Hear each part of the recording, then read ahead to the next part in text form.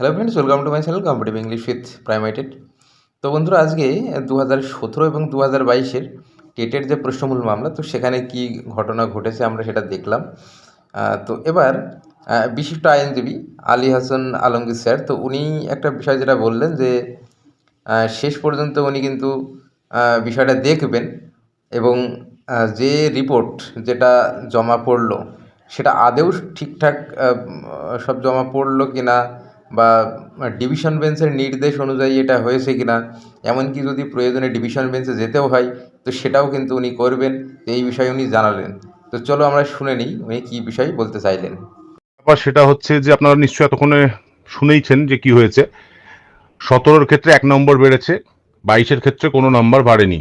এক্সপার্টের opinion যেটা আমাদের কোর্টে আলোচনা হলো, আমাদেরকে এই রিপোর্টের কোনো কপি দেওয়া হয়নি, না 17 না 22-এর। কোর্ট বলেছে এটা ওয়েবসাইটে আপলোড করে দেবে ওরা আগামীকাল বা পরশুর মধ্যে। আর 22-এর ক্ষেত্রে আমাদের বক্তব্য হচ্ছে রিট পিটিশনটা তাহলে পেন্ডিং রাখা হোক, আমরা আগে রিপোর্ট দেখবো, কারণ রিপোর্ট 2 দফা চেঞ্জ করা হয়েছে, 2 দফা এক্সপার্ট কমিটি পাল্টেছে। সবাই মিলে যখন ধরা হলো যে মামলা আপনাকে পেন্ডিংই রাখতে হবে, কারণ আমরা রিপোর্ট না দেখে, আমরা রিপোর্টের জন্য মামলা করেছি, রিপোর্ট না দেখে আমরা মামলা বুঝবো কি করে যে কি লিখেছে না লিখেছে এক্সপার্ট। বললো তোমরা চাইলে রিপোর্টকে চ্যালেঞ্জ করো, কিন্তু আমি এই রিট পিটিশন পেন্ডিং রাখবো না যেটাতে তোমরা নাম্বার চেয়েছো। এবং এর মতো যা রিট পিটিশন নাম্বারগুলো আছে সেগুলো যেগুলো আমরা মেনশন করেছিলাম সেগুলো সব শুক্রবারের দিনকে থাকবে, এমনটাই কোর্ট বললো, এবং সেগুলো তো এই অর্ডারেই হবে। তো এই হচ্ছে পরিস্থিতি। এই মুহূর্তে দাঁড়িয়ে কি করব কি বলবো আপনাদেরকে সেটা সত্যি কথা বলতে গেলে ভাবতে পারছি না।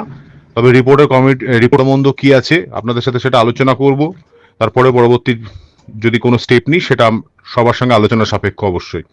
তবে রিপোর্টের কপিটা দেখে মামলাটা নিষ্পত্তি হতে ভালো হতো। আমাদের কোনো মামলা আজকে ছিল না যেহেতু নিষ্পত্তি হয়নি, কিন্তু আমাদেরগুলোও শুক্রবারের দিনকে একই লাইনে নিষ্পত্তি হবে। সব থেকে অবাক করা হলো যে কোর্টের বডি ল্যাঙ্গুয়েজ, যেটা আমাদের মনে হয়েছিল যে নাম্বার কিছু বাড়তে চলেছে, কিন্তু এখানটাতে দেখা যাচ্ছে আলটিমেটলি পুরোটাই আমরা একদম বোকা বনে গেলাম এবং কোনো নাম্বার বাড়েনি। এটাই কোর্টে যেটা রিপোর্ট জমা পড়ে। এবার আমরা এই রিপোর্ট পুরোটাই ওরা ওয়েবসাইট, না এই রিপোর্ট জেনুইন না কি, এই রিপোর্টটা আদৌ ডিভিশন বেঞ্চের নির্দেশ মোতাবেক হয়েছে কিনা, সমস্ত কিছুটাই তারপরে আমরা বিচার বিবেচনা করে সেভাবে পদক্ষেপ নেব। 17-র ক্ষেত্রে একটা প্রশ্নের উত্তর সবাইকে ওরা দিচ্ছে, সেটা হচ্ছে একটা এনভায়রনমেন্টাল স্টাডিজের প্রশ্ন, কোশ্চেন নাম্বার 121, যেটা এই রেশমিনা বলে যে ক্যান্ডিডেটটা ছিল, যেটা 17-র মামলা যেটা সুদীপ্ত ছিল, ওই মামলার প্রেক্ষিতে।